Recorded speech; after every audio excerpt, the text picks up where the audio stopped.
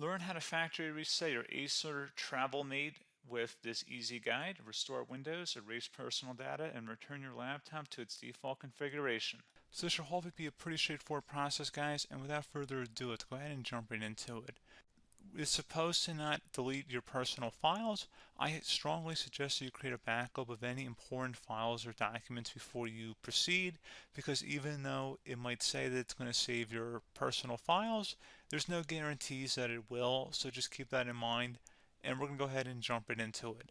So we're going to go ahead and start by right-clicking on the Windows Start menu, and we're going to select the settings. You want to select System, and then on the right side, scroll down until you get to Recovery. Reset Advanced Startup Previous Version of Windows. Go ahead and open that up. So we're going to start by going underneath Recovery Options, reset this PC, choose to keep or remove your personal files, then reinstall Windows. Go ahead and select Reset PC. Underneath Choose an option, Keep My Files removes apps and settings but keeps your personal files. Now, like I said, there's no guarantee, but you still want to create a backup, but we are going to select that for today's tutorial here. And it's going to ask how would you like to reinstall Windows. I usually do a local reinstall, so that's what I'm going to select. And current settings is going to reinstall Windows from this device, and then we're going to select next again. This shouldn't take too long here, guys. And resetting will change settings back to their default, keep personal files, reinstall Windows from this device, remove all apps and programs, and you can also view what apps will be removed. This will take some time and your PC will restart. These are the apps that will be removed, so take note of that. So you're definitely going to have to reinstall some stuff once it's done.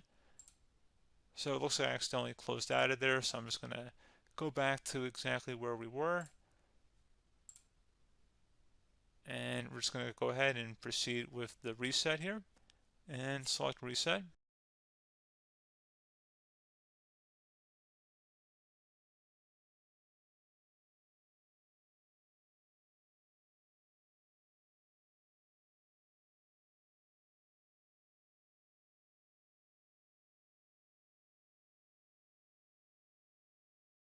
And there you go, guys. Should be simple as that.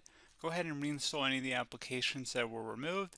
You can see a list of them by clicking on the link that's going to be on our desktop here. And that's pretty much it, guys. So, as always, thank you for watching this brief tutorial. Do hope I was able to help you out, and I do look forward to catching you all in the next tutorial. Goodbye.